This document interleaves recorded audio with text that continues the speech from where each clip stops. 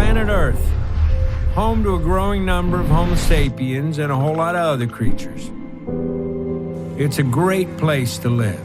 But when it comes to the future of our small planet, now to a dire warning about climate change. Natural disasters like hurricanes or wildfires. An unprecedented decline in nature threatening humanity. 6th mass extinction event is already well. There's so much bad news about our planet, it's overwhelming. The fear that we're headed for a cliff puts most of us into a state of paralysis.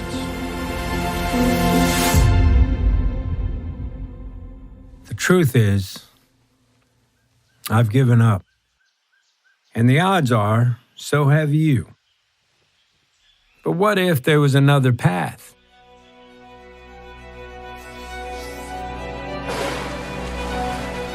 This is the story of a simple solution, a way to heal our planet and keep our species off the extinction list. In fact, the solution I'm talking about is right under our feet. And it's as old as dirt. We call it soil, earth, or ground. And due to its vast scale and its ability to sequester immense quantities of greenhouse gases, it could just be the one thing that can balance our climate, replenish our freshwater supplies, and feed the world. That's why some people are racing to save our soil, in hopes our soil just might save us.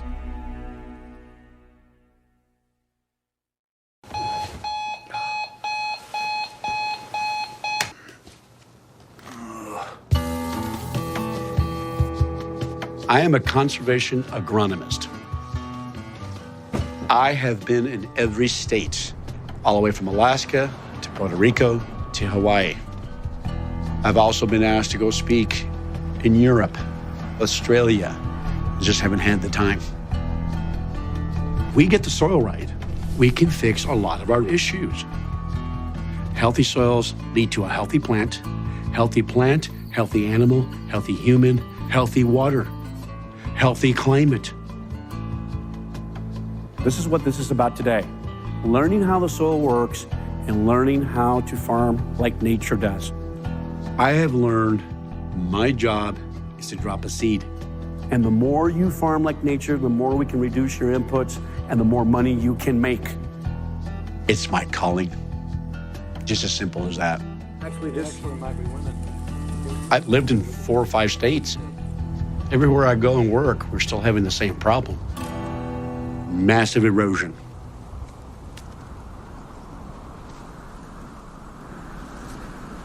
Erosion is when soil becomes dirt.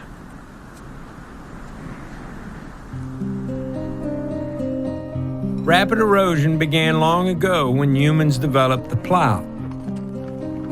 Its purpose was to break the soil in order to sow seeds. By the Bronze Age, vast areas around cities were plowed up to plant grains. But as their soils eroded, those once great empires vanished into dust. But we don't have to look back thousands of years to see the dangers of erosion. In the 1930s, America experienced the largest man-made environmental disaster in history. It was called the Dust Bowl. It was largely caused by farmers tilling the once fertile Midwestern plains and leaving the soil exposed. By the end of 1934, roughly 200 million acres of cropland were permanently damaged. On a whistle-stop train tour, President Franklin D. Roosevelt saw the destruction of America's soil firsthand. In response, he created the Soil Conservation Service to save the nation's soil. What I have seen confirms me in the belief that I've had for a long time that we're going to win on this problem. It relates to working out a plan of cooperation with nature instead of going along with what we've been doing in the past, trying to buck nature.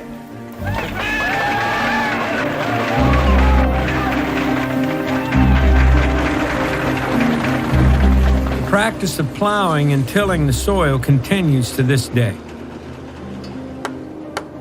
But so does Franklin D. Roosevelt's Soil Conservation Service. It was made part of the U.S. Department of Agriculture, and it's now called the Natural Resources Conservation Service, the NRCS. We want the water to leave through a living plant. Today, NRCS field agents, like Ray, try to teach farmers to reduce tilling. Microbes live in there, and that's called the porosphere. And reduce the spraying of industrial chemicals that damage the soil. Tillage is one of the most intrusive things we do in modern agriculture. It is not our friend.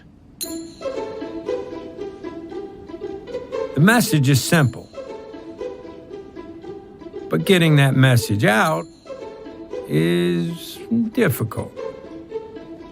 We have a social problem. We have an education issue. And until we get that right, we can't fix our ecological issues. I have been in NRCS for 31 years. It was kind of amazing to me as I was teaching all over the country. I'm going, wow, our producers don't really know how the soil works. They don't understand the basic ecological principles. Everything runs by carbon. We're built by carbon. The soil microbes run by carbon. Carbon is the driving engine. It runs the system. But when it comes to the role of carbon in our world, there's a bit of confusion. To be specific, carbon dioxide is a gas. We breathe it out, and plants breathe it in. We also make carbon dioxide by burning fossil fuels. But carbon isn't bad. In fact, it's the basis for all life on Earth. There's a tendency right now for us to be at war with carbon. Carbon's the bad guy, and I think this is a lost opportunity. Carbon's the good guy. We're carbon. I'm 16% carbon, and all of it came from eating vegetation and things that eat vegetation. Plants use sunlight as energy, and they pull carbon dioxide out of the atmosphere. They turn it into a carbon fuel, and that's how they grow. But 40% of that carbon fuel, they send down to their roots. They're leaking it out in a very strategic way to soil microorganisms. Plants are feeding soil microorganisms carbon, and the soil microorganisms are bringing plants mineral nutrients. And in the process of all that, those soil microorganisms make a carbon glue out of that carbon fuel. And they make habitat in the soil. They make little pockets in the soil to control the flow of air and water. And that's one of the ways that carbon gets fixed in the soil. In other words, soil has the unique ability to sequester carbon dioxide out of the atmosphere. That's a big deal. And what's even more amazing? The soil contains an entire universe of life. Here I went to years of college, and I took soil science. I didn't know. I really did not know how the soil worked. It's alive.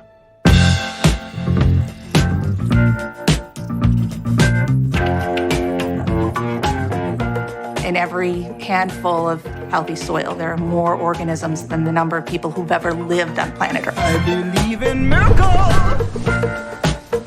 Where you from? You sexy thing, you. And those organisms are processing organic matter that's in the soil and putting the nutrients into a form that the plant needs. Comparing the soil microbial diversity to the microbial diversity that we're now seeing inside the human organism. You have more bacterial cells in your body than you have human cells. Yeah, we're about 1% human and 99% microbes. It's the truth. The food that we eat, we actually chew and break that food material down into little bits that get eaten by the bacteria in our gut. When you eat kale, let's say, when you're eating kale, your body doesn't consume kale. The bacteria consume the kale. And you feed off of what the bacteria have processed and released by the consumption of that kale. The key to health is eating dirt. And what I mean by that is we need to eat what's in the dirt that's transferred to the plants that then we eat and create health.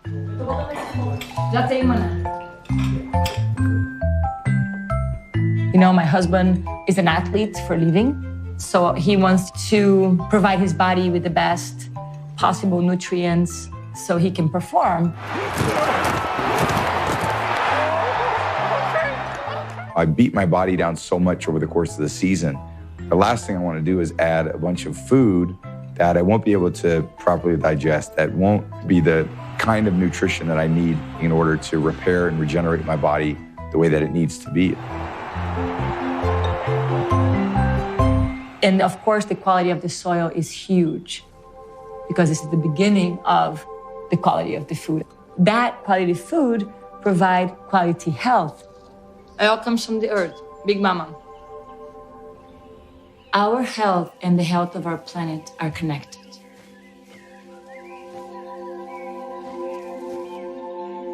If we choose healthy food, there's a reciprocation.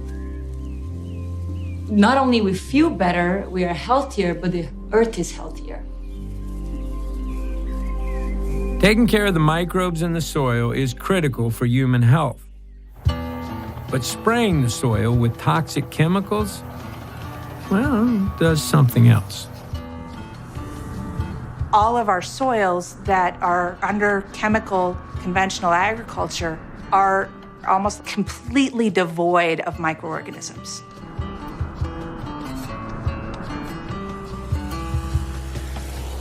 Spraying the soil with toxic chemicals kills the very microbes we need to give us health and pull the carbon from the atmosphere. The more tilling that's done, the weaker the soil gets, and the more farmers feel compelled to use chemical sprays. This is the vicious cycle of industrial agriculture. And that cycle was developed as a result of war.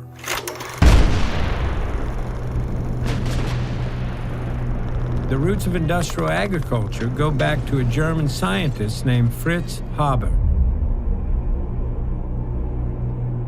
Haber invented a process for making synthetic nitrogen fertilizer that increased food production. His other scientific breakthrough was the creation of poisons known as pesticides. Haber used his pesticides as the first chemical weapons in history. Then he developed the poison used in the gas chambers of the Holocaust.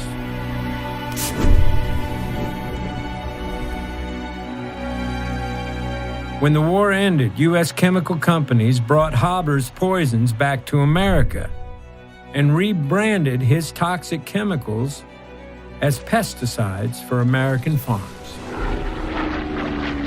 Dow set out to demonstrate the effectiveness of its chemical killers on a nationwide scale. When the war ended, all the energy that went into fighting the enemies in the world went into fighting the enemies on the farm. All of a sudden, chemical fertilizer, nitrogen was available, and farmers could toss that on a field. Even if they hadn't taken care of their soil, they could get a good crop for a while. Together, these wartime innovations created the most powerful industrial food production system the world had ever seen.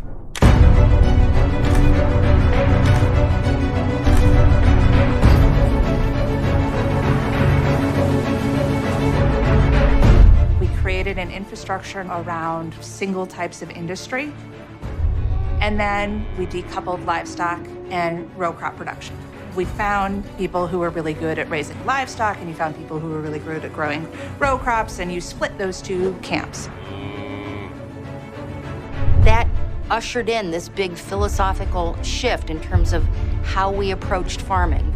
Instead of understanding and honoring natural processes, we could just throw out these chemicals. We just throw out more and more of them.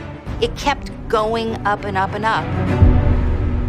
It takes more nitrogen now to raise a bushel of grain than it did in 1960. Our chemical fertilizers mask the problem of degraded soils. Modern agriculture was not designed for the betterment of the soil. Today, our most common crops are genetically altered to resist the spraying of toxic pesticides. For example, the #1 crop in the United States, field corn, is almost entirely sprayed with glyphosate, a chemical suspected to cause cancer that's so oversprayed, it's found its way into our drinking water. These chemicals, which were considered dangerous to begin with, are now being used at rates that would have been inconceivable 20 years ago. Every year, for every American alive, 3 pounds of toxic chemicals are sprayed onto the food grown on our farms. That goes into the soil, it goes into the water, it goes into our bodies. It's not just on the food you eat, it's everywhere. Most of the agricultural industry's pesticides and herbicides transfer directly through breast milk to babies. There are over 200 peer-reviewed studies that correlate the spraying of these toxic chemicals to effects like ADD in children, pediatric cancers, and birth defects. That's why juries have begun to award billions of dollars in damages to people who contracted cancer after using glyphosate. We know, for example, that glyphosate, which is also known as Roundup, has an effect on the gut microbiome that may lead to disturbances that can create disease, including cancer. A big reason these chemicals make us sick is because just as toxic chemicals kill the microbes in the soil, they also kill the microbes in our bodies. What I tell people is, your body can handle acute stresses, but it cannot handle chronic stresses. Soil ecosystems the same way. If you keep dumping the fungicides, you keep dumping the herbicides, you keep dumping the insecticides, you keep doing the tillage, chronic stress, it doesn't function anymore.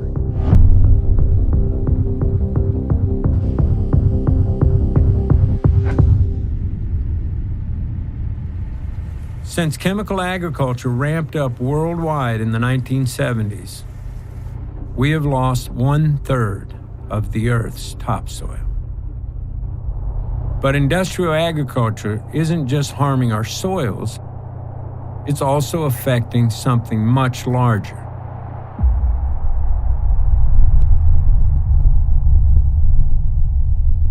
The most massive tsunami, perfect storm is bearing down upon us.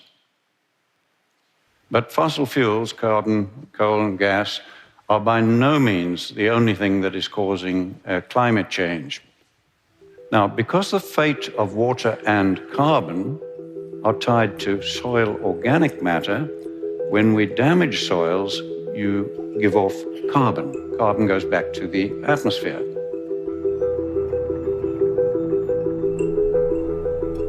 Healthy soils absorb water and carbon dioxide.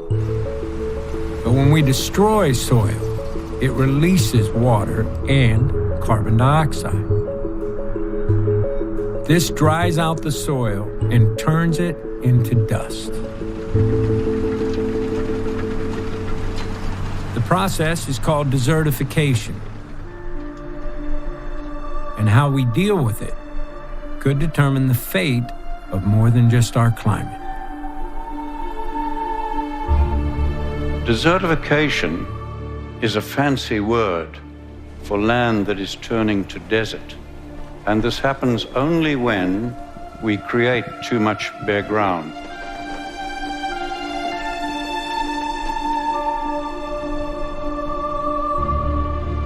Soil and the plant and the climate are connected.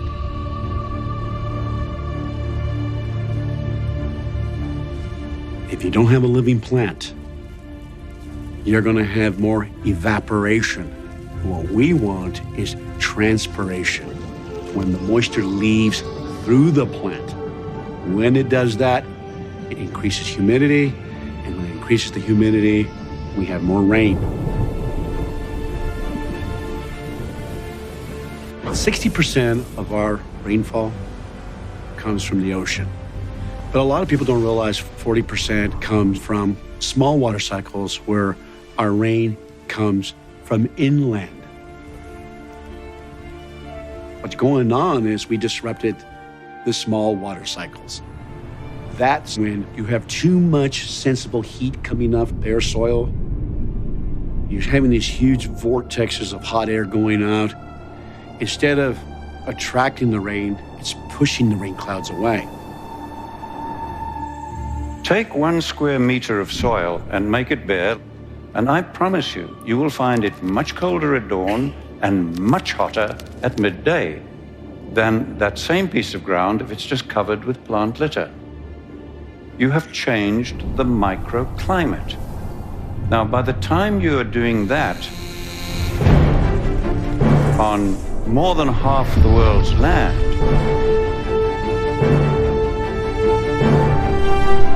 you are changing macroclimate.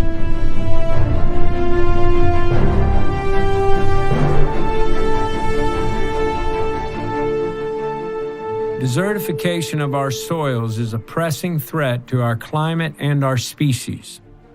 But I have for you a very simple message. About 2/3 of the world is desertifying. As soils turn to dust around the world, every year 40 million people are pushed off their land. By 2050, it's estimated that 1 billion people will be refugees of soil desertification. More than 20 civilizations in all regions of the world have failed.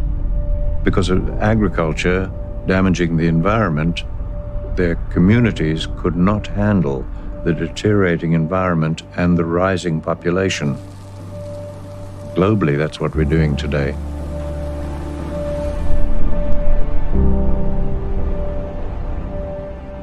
Poor land leads to poor people. Poor people leads to social breakdown. Poor land leads to increasing frequency of floods and droughts, mass emigration across borders and into cities, and it's leading to ideal recruitment conditions. What we know right now is the way we're feeding ourselves is undermining the very ecology that we're dependent upon. So the long-term prognosis for our survival on this planet, given business as usual, is very, very poor.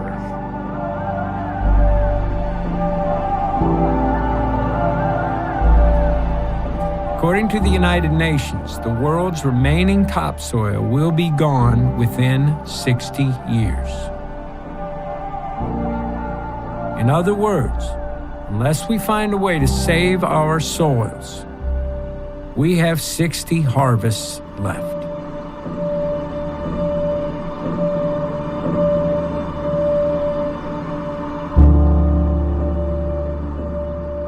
The global scale of the problems we face may seem insurmountable. But in every fight that seems unwinnable, there are those who refuse to give up. Oh, let's see, let's do that. Do that. Do a couple of demos.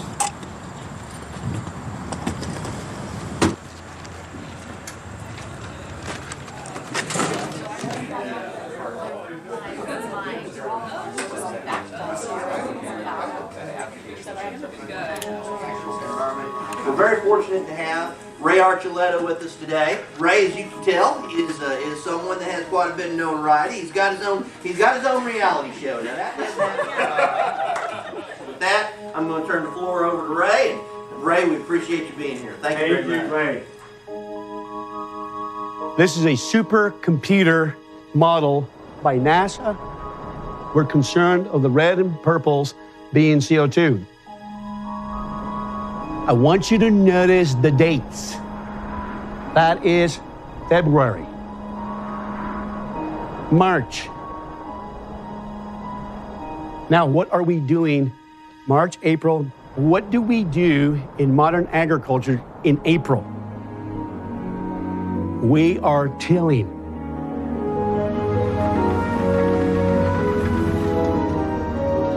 We're tilling the land. And look at the huge plumes of CO2. Look at the dates. May. Now, let's see what happens around June. Look at the colors change. Ladies and gentlemen, what is happening in June?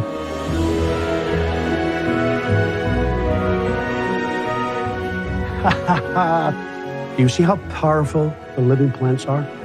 Can you imagine if we had all our rangeland and all our cropland covered? A covered planet is a healthy planet. We can fix a lot of our climate issues if we bring the CO2 down into a living plant and put it back into the soil where it belongs.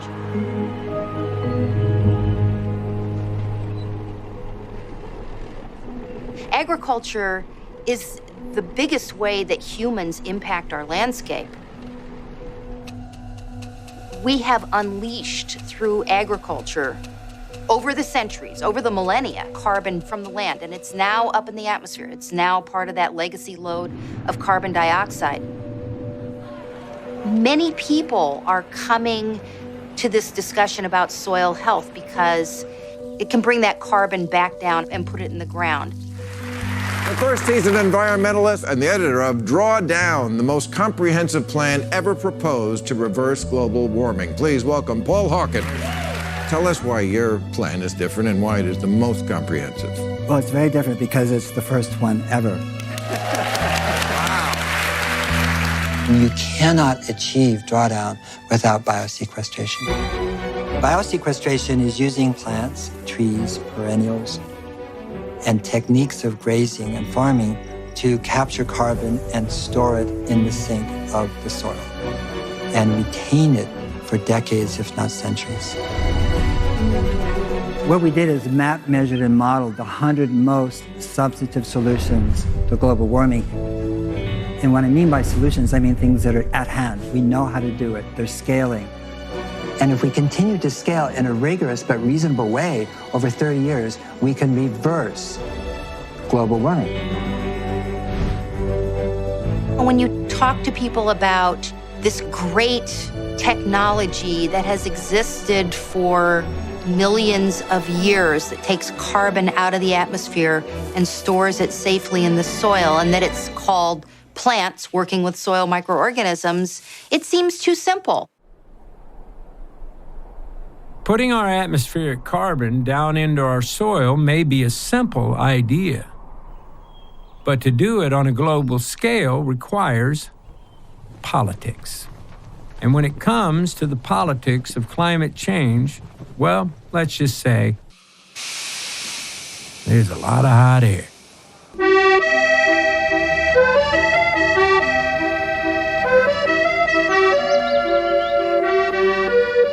In 2015, the United Nations held a climate summit in Paris. It was called COP21.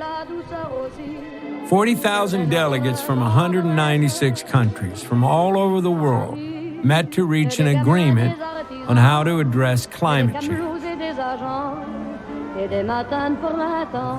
There were presentations and meetings and speeches and speeches and speeches. My name is Bunky. Please touch my screen. And there was one proposal that offered real hope, and it was presented by this guy.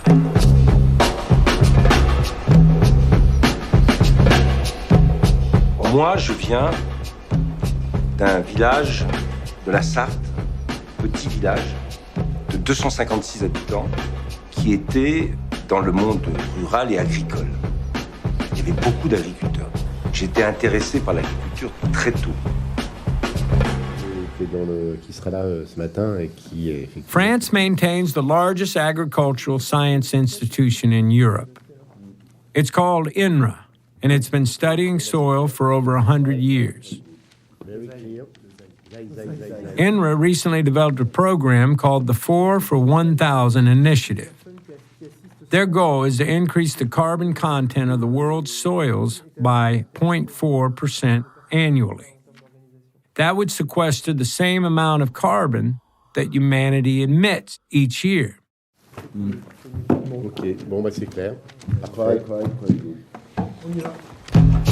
The soil environment can hold more carbon than the atmosphere and plants living on the surface of the soil combined. We have an incredible ability to be able to store that carbon in the soil in a relatively short period of time. Le premier outil de l'agriculture, c'est le sol. C'est pas le tracteur, c'est pas la moissonneuse-batteuse, c'est pas le satellite, c'est le sol. C'est tout l'enjeu de l'après COP21 à Paris.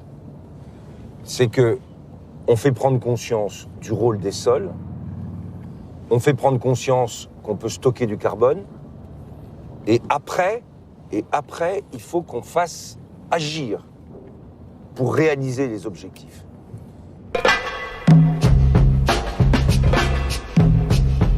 At a side meeting at COP21, Monsieur Le Foll, the French Minister of Agriculture, presented an idea that just might change the world. Monsieur Stéphane Le Foll. Mesdames, Messieurs, mes chers collègues, avec les sols en agriculture, mais aussi les sols forestiers, on a un potentiel énorme.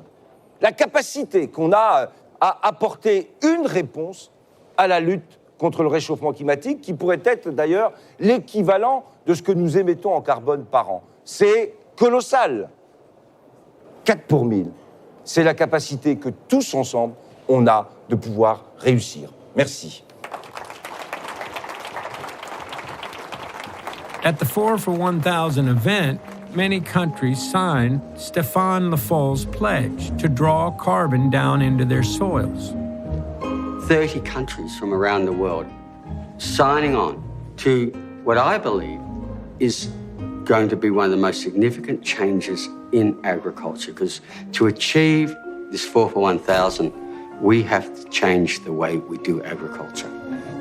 And doing agriculture in a way that sequesters carbon requires a radical reduction in toxic pesticides, GMOs, and synthetic chemicals. But the 3 largest contributors to carbon dioxide and the 3 largest agricultural producers were missing from the agreement. India, the United States, and China did not show. Does it frustrate you that America did not sign on to the agreement? Si, c'est frustrant. C'est que pour la première fois, un pays, plus petit que les États-Unis, la France, mais un grand pays agricole, engage un processus global, politique, qui associe les objectifs de lutte contre le réchauffement climatique à des changements de modèle agricole. Et là, au niveau des États-Unis, on n'y est pas. And after all that, the United States announced that it had pulled entirely out of the Paris Agreement. If we are going to succeed in balancing our climate, we do need to switch to renewable energies. But none of that will alter the tremendous amount of carbon we've already put into the atmosphere.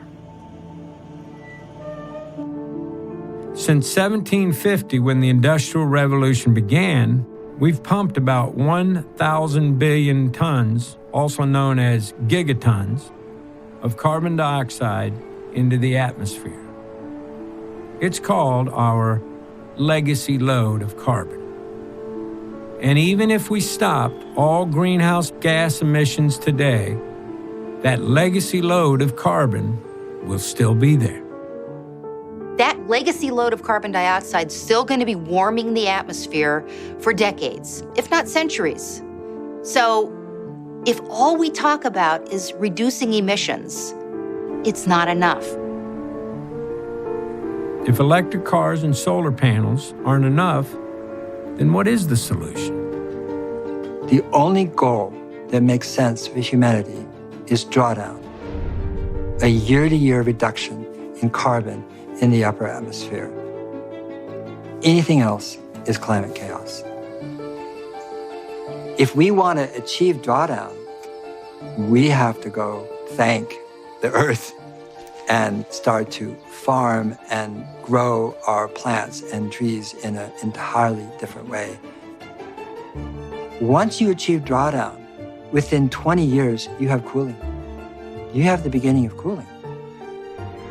So now we have a horizon that if you're 20, 30 years old, you can say, in my lifetime, we can achieve this. In other words, the very practices that heal our soils will also heal our climate. To stabilize Earth's climate, we can use the most powerful carbon capture technologies. The photosynthesis of plants and the microorganisms in the soil. And the one type of farming that does this the best and draws down the most carbon is based on the concept of regeneration, which simply means to repair the damage we've done and make things better. So we are sitting in a food forest. This is agroforestry. It's agriculture through trees, tree diversification. I've got an avocado tree, banana tree, fig tree, coffee trees. We went from a monocrop of single Haas avocado to now having about 40 different fruit varieties on site. 'Cause my home is where my food is grown. I'm going back to the earth. By diversifying, we can now have harvests every month. If you're looking to do something that would greatly impact Mother Earth, plant a tree. You don't need acres and acres and acres to build a food forest. You really just need a few hundred square feet. You're going to look outside one day and go, what is something we buy every day at the grocery store that instead of waiting for it to be shipped around the world to me, what can I put in my own backyard that I can do myself? And to truly be forgiven, we must all get back to living with the land in harmony. I'm going back to the earth. I'm going back. Regenerative agriculture grows more food per acre. It's scalable to our entire agricultural system, and what's more, it's already being done right now, today.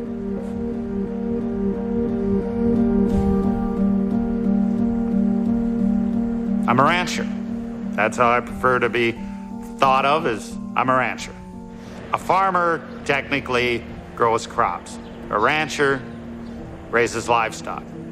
Why I like to be considered a rancher is because I'm all about living things and taking part in living ecosystems. And to me, that's what my operation's about, a living ecosystem.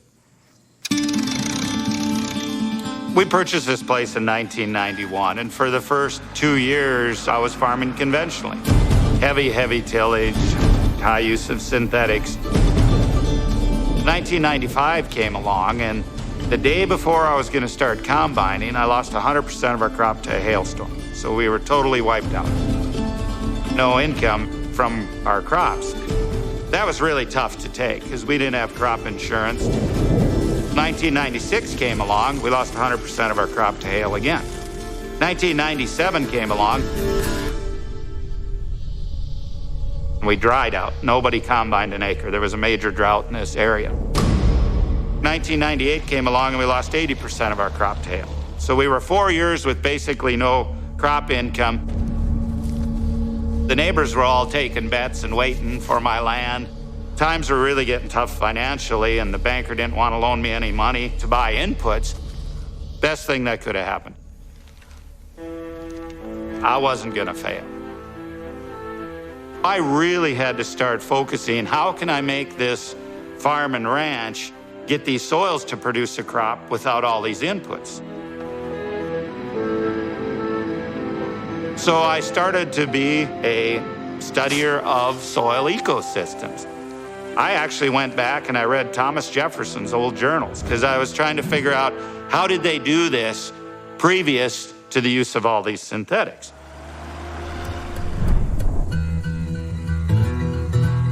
We have been promoting no-till for many, many years. No-tillage means you don't till the soil at all. You just plant directly into it. This is a no-till drill. No-till drills are available everywhere in the world. This will help you grow topsoil. Any type of tillage equipment will destroy topsoil. This is your firming wheel. This holds this residue so the disc here can cut it, just making a small slit. The seed travels down at a specific rate per acre. This comes around, moves a small amount of soil right over that seed.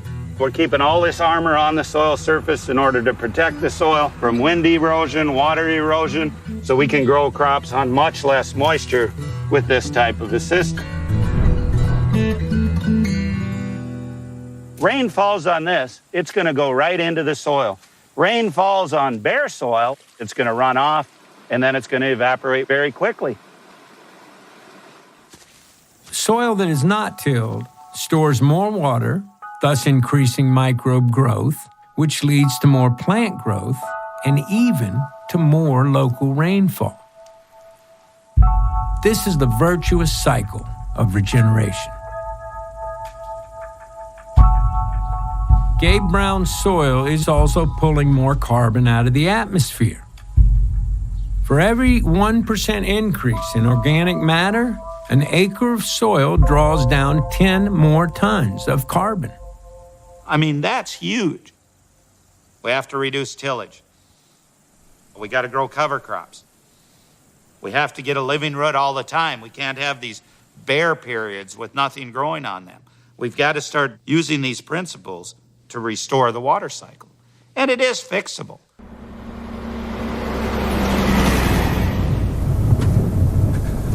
So I'm taking it to a field here that is a multi-species cover crop. The purpose of a cover crop is to enhance the life and the function of the soil. Think of it this way, if I'd grow a monoculture on this field, would only be feeding the soil biology one type of root exudate. I'm growing 19 species here. We're accelerating biological time. We're feeding the soil biology what it would take a conventional farmer 19 years to do. I'm doing it in 1 year.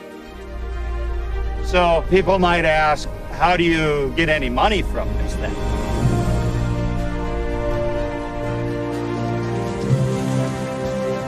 Our livestock will graze this during the winter, speeding up the process of regenerating those soils. Animals grazing living plants are a part of the carbon cycle. Here in the northern plains, our soils were formed by large herds of bison and elk being moved by predators, grazing a landscape, trampling that carbon, the plants onto the soil surface, not coming back for maybe a year, allowing full recovery. It wasn't that long ago that over 60 million buffalo roamed the continent.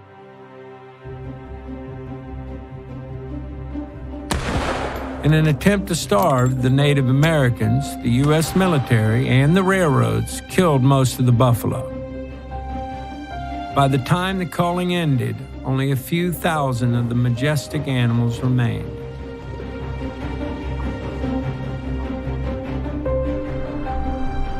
Where buffalo once roamed, industrial agriculture now grows. Hundreds of millions of acres of crops just to feed animals. And those animals are concentrated into feedlots. In turn, feedlots produce a tremendous amount of greenhouse gases. A feedlot situation has a positive amount of greenhouse gases being emitted. In a grazing situation, the data shows that we actually get greenhouse gases sequestered. So in one situation, you get emissions, in the other situation, you get sequestration. The problem isn't the animal. The problem is where the animals are at. Cows can be good. That is one of the most controversial statements of mankind at this point. Using cattle, allowing them to roam and graze and planned grazing can literally revive enough space to create a tremendous amount of drawdown. I'm from Southeast Louisiana. I grew up in an incredibly delicate ecosystem. Conservation was always a very serious part of my life. I had no idea that the earth was desertified.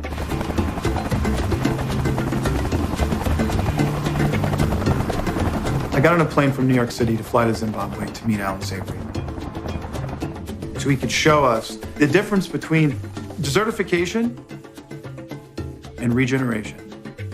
Land that has been holistically managed through planned grazing using cattle, the most vilified animal in the world.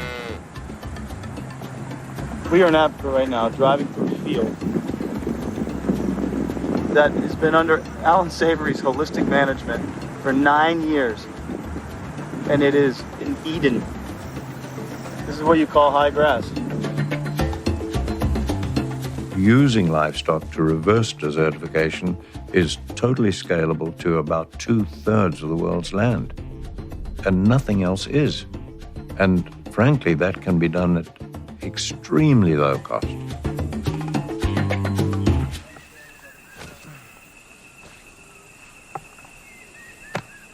Here we are. This is what it should be like. You've been working on this land for 8 or 9 years. It went from a place of turning into a total desert and using hooved, herding herbivores. You have literally transformed that, what we've been seeing, into this. How in the hell do you make this happen?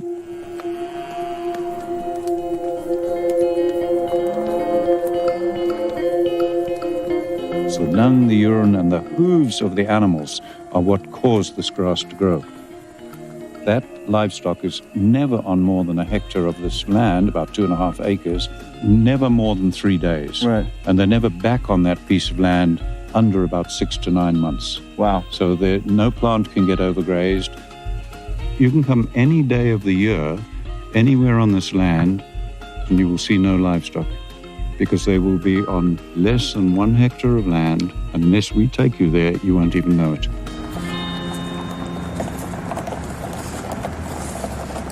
Dealing with this beast of climate change, a lot of people don't understand that this helps climate change.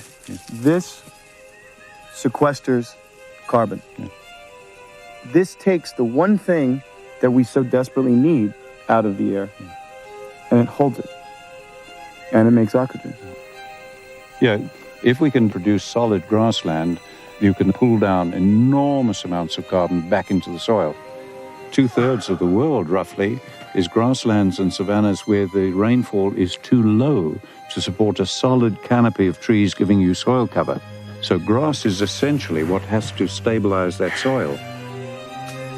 You look at this and you realize this is what the world should look like. This is what Africa should look like. This is what South and Central America should look like. This is what Texas should look like. This is how we win. We can get the earth back to the Garden of Eden that it once was by regeneration. When used smartly, herbivores can pull down carbon and reverse desertification. But it doesn't just work for Africa. It works everywhere in the world.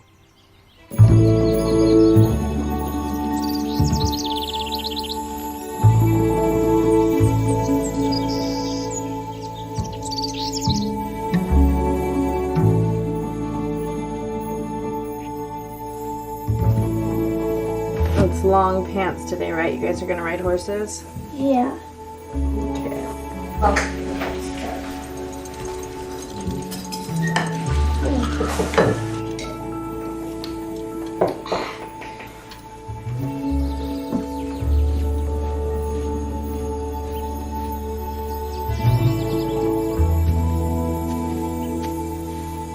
I was raised in a rural area in Washington, adopted by a Lakota elder. We were out in nature every day. I found permaculture, and that was very influential in my life, where I could see that there could be a permanent agriculture, an agriculture that not only fed the planet, but also fed the people in a way that regenerated and didn't deplete resources. Holistic ranchers like the market guards use careful planning so their cows sequester carbon and actually regenerate the land. So this is our grazing plan and control chart. This tells us where we're planning to have the cattle wet.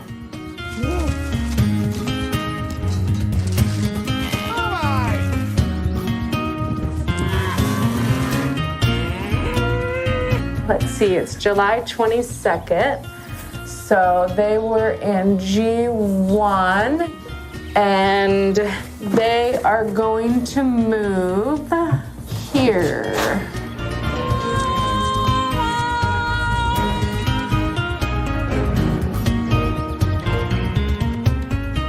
All these paddocks correlate with a map that I have here. So these are all segments of fencing where the cattle are. It tells me how big it is. I can record observations, species, all right in here in the field. We manage over 8,000 acres throughout the Bay Area, so we're constantly on the move.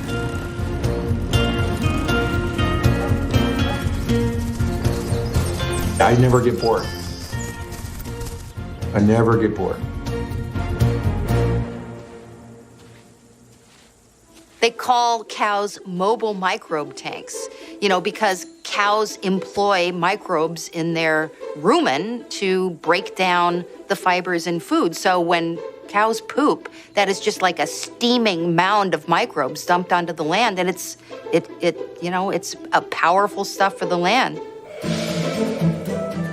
So it's been about 3 months since the cattle have been in this pasture. Did you hear that little pop when I popped it out? That was all these root hairs popping off.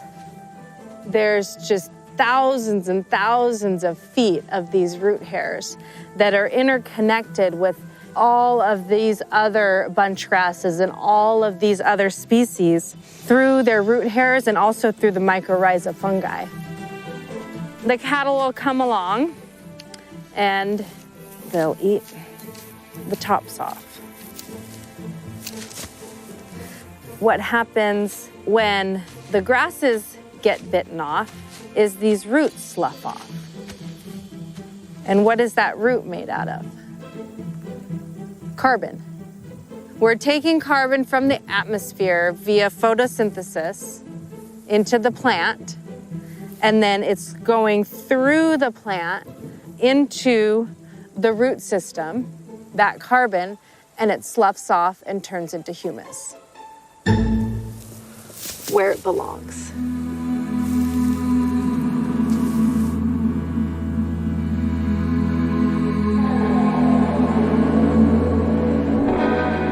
The form of agriculture that we use creates billions of lives in the form of soil microbes, in nematodes, in grassland birds. All of that wildlife is flourishing under an agriculture system versus a tilled crop field, which is denuded of life. And the vast majority of those tilled fields grow one thing: animal feed. Corn, soy, and hay. These crops and the feedlots that rely on them exist only because they are subsidized by our tax dollars. I was speaking to a group of corn and soybean producers from Missouri this past winter, and the one guy stood up and said, "Why would I want to plant anything else than corn and beans when I'm guaranteed a profit before I even go in the field?" The United States Department of Agriculture uses something called the Commodity Credit Corporation to give farmers price guarantees for growing specific crops. In the current system, taxpayers subsidize farmers to grow the crops that feed the animals that live in feedlots which emit greenhouse gases. The result?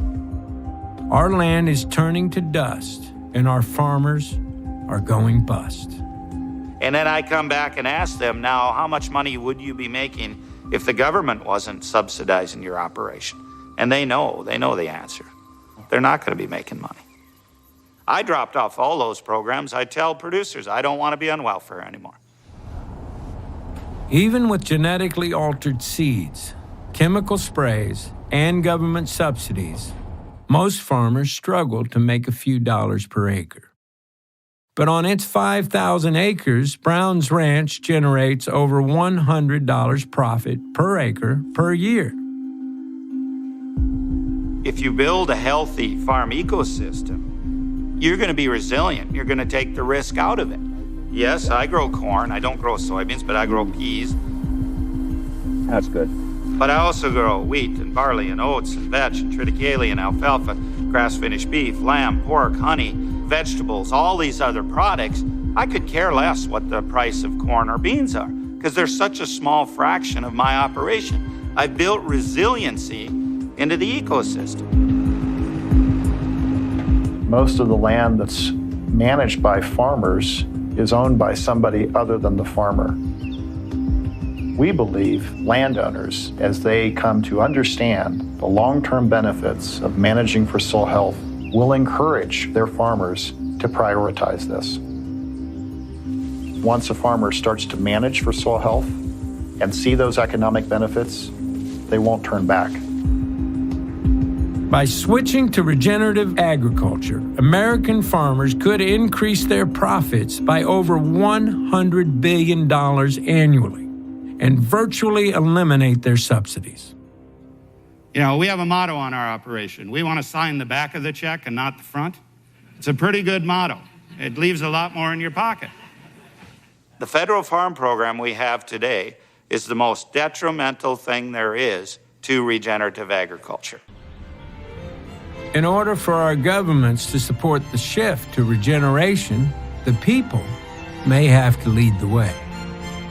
And the odds are there are some things that you can do to save our soils. Today. This is everybody's life, every hour of the day almost. Food waste. Yeah, food waste is ubiquitous. Everybody does it. Well, not everybody does it.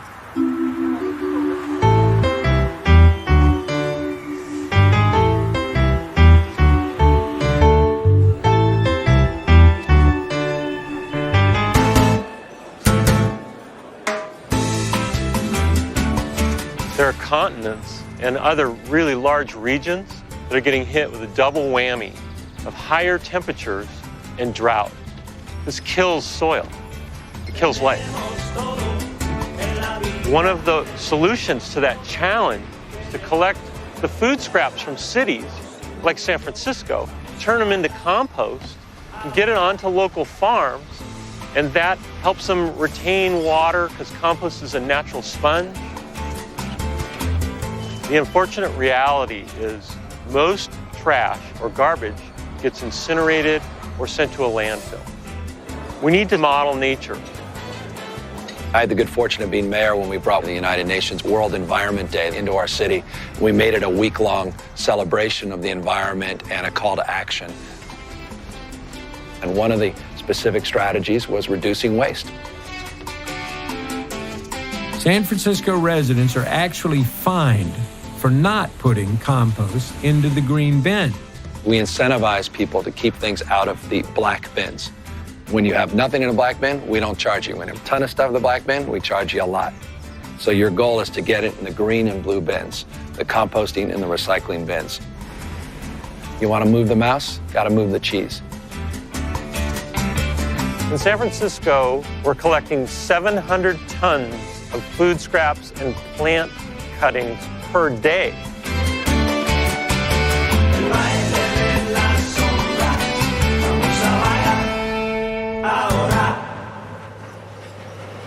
It's 5 in the morning, and we're making compost. This is the most important kind of garbage that there is, because this is where the nutrients are, and this is where the carbon is. Compost arrives, the food scraps from the restaurants and people's homes, and we put them in the sorting system. 60 days ago, this was eggshells and chicken bones and vegetable peelings.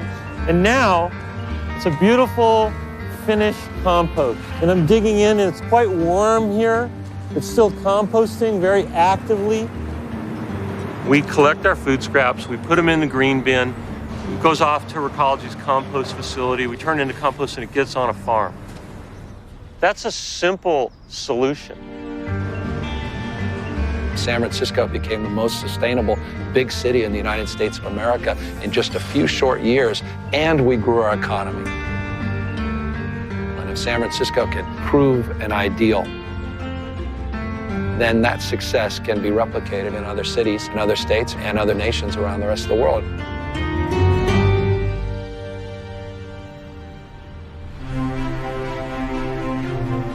Compost is the natural decomposition of organic matter in nature. In a forest floor, it's when the leaves drop, the fungi and bacteria take it over and literally build the soil at the root zone. Compost is all about community.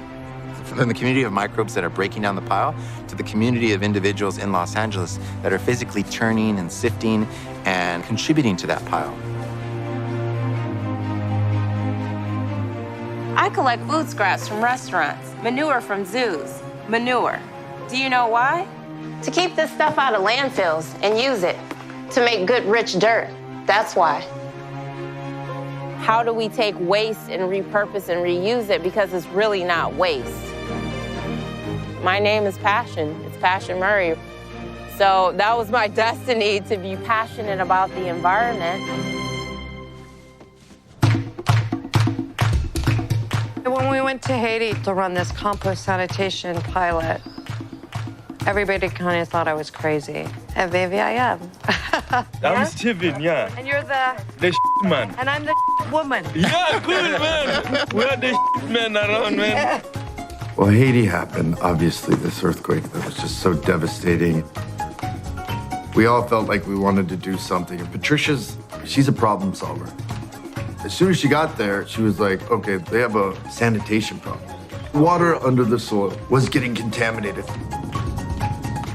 2.5 billion people don't have sanitation around the world. And that means people can get diseases. So we train people around the world to have composting toilets so they can learn how to collect and treat their own waste for their community. The most noticeable change that we saw was the smell. The experience of living around the latrines was night and day. We're in front of this compost pile. Do you guys smell anything bad here? No.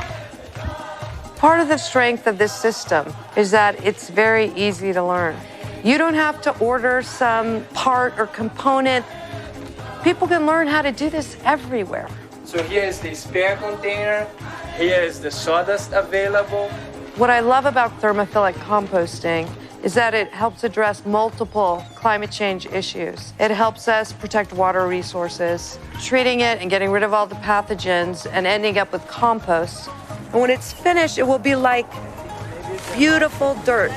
You can then amend the soil and have more crop growth.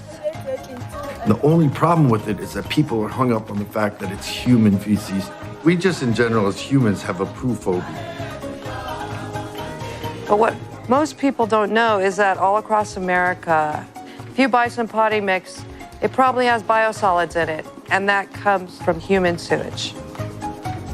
We eat food, we poop it out, we can then treat it and create soil that has good content for the plants, and then the circle just goes around and around.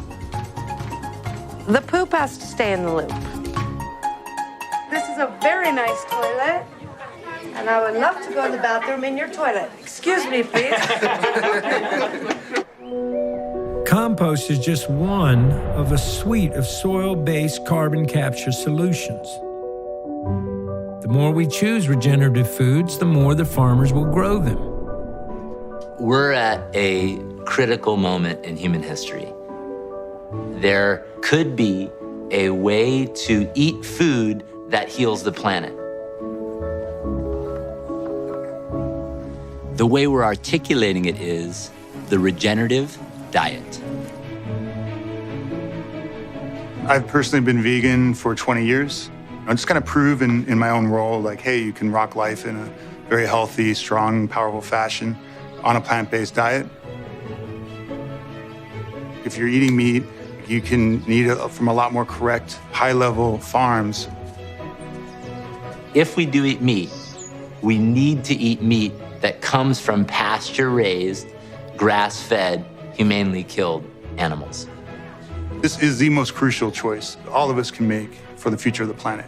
What are we eating? What kind of farming systems are we supporting? Are we regenerating the earth or are we degenerating? So what we have here are two of our egg mobiles. Approximately 3 days after the cattle move through an area and graze, we'll bring the laying hens in. They truly are free range. They could walk to California if they so choose. What we did here is we went to the local grocer and we bought a dozen cage-free, all-natural, humanely raised eggs. We'll reach in here, crack one of those open. Now what we have here is one from our pastured laying hens. Ours on the left is much darker colored. Now watch this. See how that breaks open rather easily? It's runny. Now look at this. I can poke my finger into there several times before we finally break it. Now look at the color of that yolk and look at the difference. Ours are out on pasture. They eat whatever they can forage for. These, although they're cage-free, they're no doubt in confinement and they're fed mostly grain. Ours are going to be much higher in nutrient density as compared to these. And what you're really feeling there is the nutrients and the complexity of regenerative agriculture. Eating a regenerative diet is important, but so is working with the people who grow our food. Today, we estimate 5% or less of farms are managed for soil health. The Nature Conservancy has partnered with the National Corn Growers Association to establish the Soil Health Partnership. Our goal is to grow this to 50% of U.S. farms managed for soil health by 2025. This idea of the Soil Health Academy started about 5 years ago when Ray first stepped onto my ranch and we first met. Little did we know what would become of that plan to try and move regeneration forward. It's finally come to fruition. Ray Archuleta. Hi, Jesse. Good to see you. Let me start off with myself. My name is Ray Archuleta. I had 32 years of government service. Our goal was to make the soil healthy and to teach more of these ecological principles. We wanted to mentor to inspire people that they're part of the planet and that we're going to have a better relationship with it. Used to be you'd pick up a farm magazine and there wasn't a single article about soil health. Now you cannot pick one up without there being some article about soil health. That gives me hope. We can improve soil health much, much faster than we used to think possible. Sometimes when I give presentations, I get this group that's just, no way, won't happen here, can't happen here. So I offer them this challenge. I said, I will bet my ranch against yours that I can get it to work on your operation. Because the principles of soil health, least amount of mechanical disturbance, diversity, armor on the soil, living root at all times, animal integration, those principles are universal. There is zero doubt, and I mean zero doubt in my mind, I can get these practices to work anywhere in the world.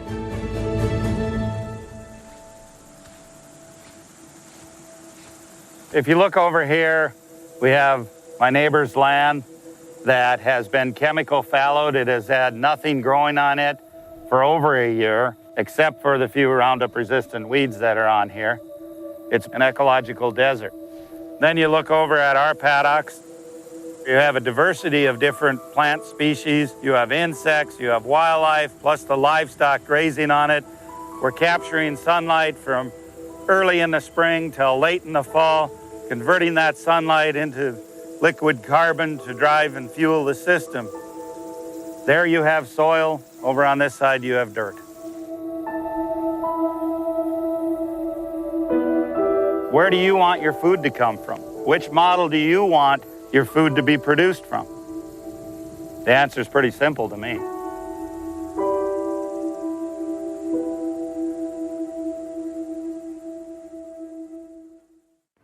All over our planet, people are using the practices of regeneration to heal the land and balance the climate. Some of these projects are big. We know that about 25% of the world's land mass has been degraded by human beings over historical time.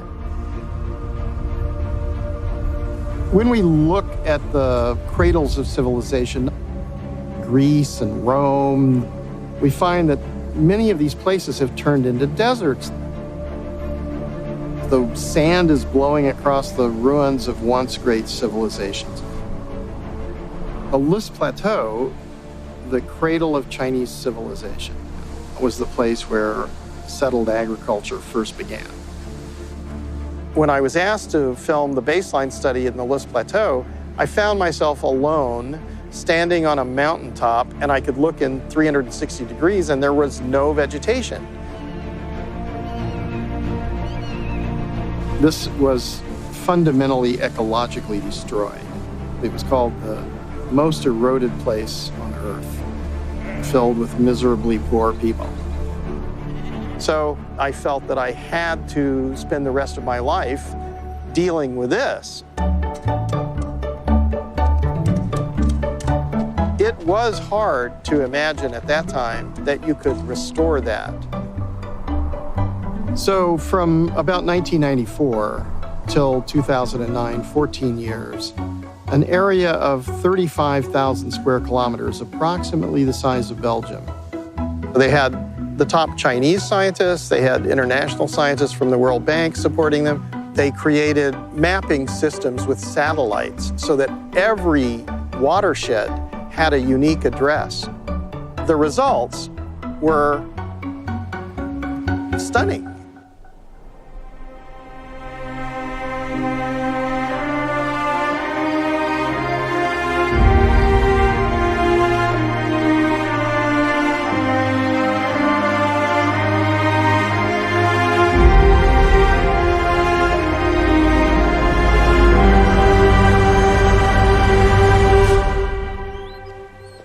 Hundreds of millions of people were lifted out of poverty. We met people who were illiterate, and their children now go to the top universities in the country.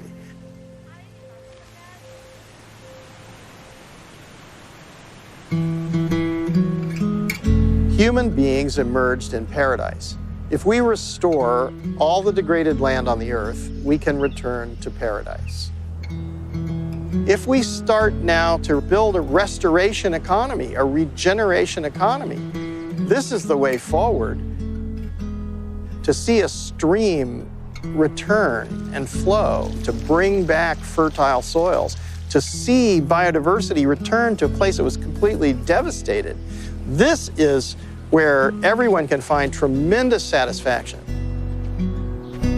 When I look into your eyes, it's like watching the night sky or a beautiful sunrise. Well, there's so much they hold.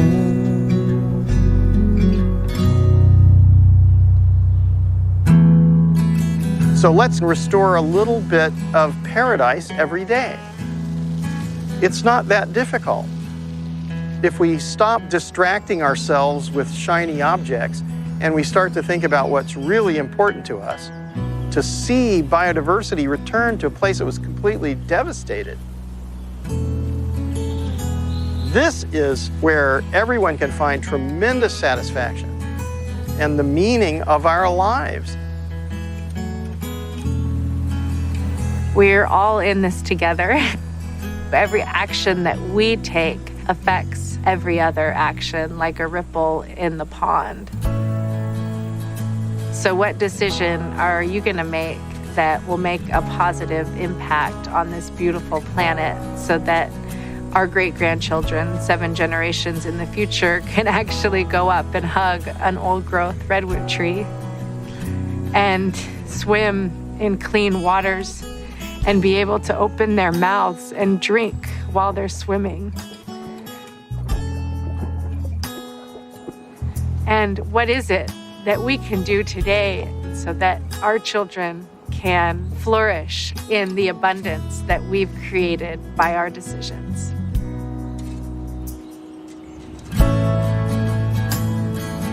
I will drive 100 miles, 1,000 miles if we have to save one farm, to open one heart and one mind.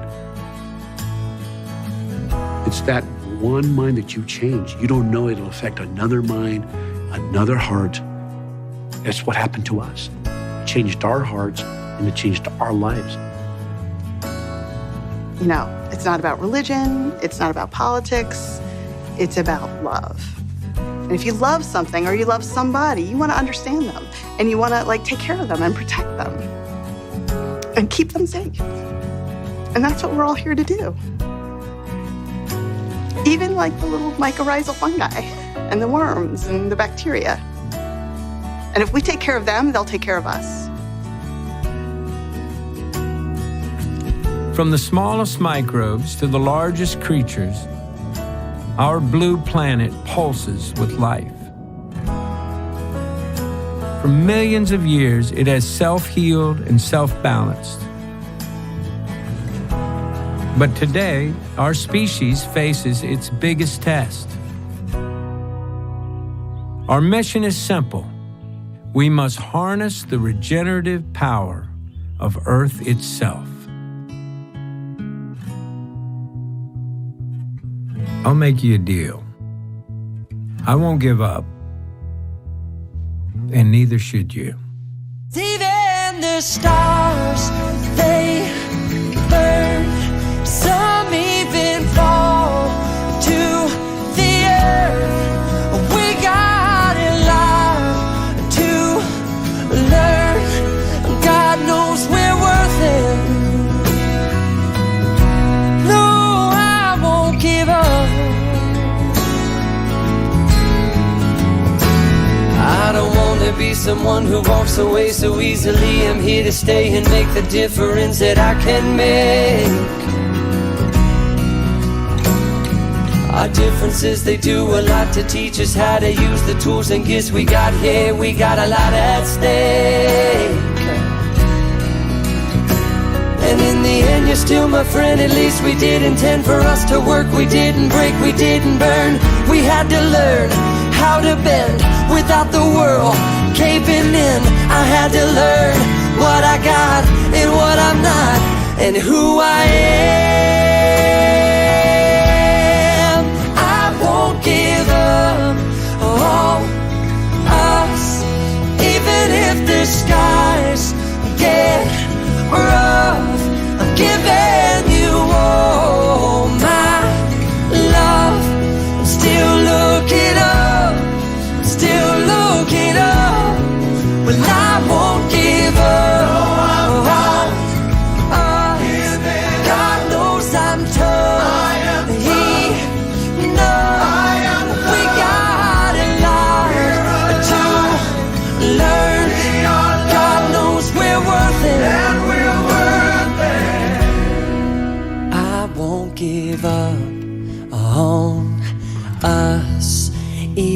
if the skies get rough, I'm giving you all my love. I'm still looking up. What is carbon dioxide? It's comes from. That's a trick question for me. You caught me off guard on that. I guess that would be carbon and two molecules of whatever. Something bad? It's poison that you're breathing, and it will destroy you. What are things that you're doing in your life to make an impact around climate change? I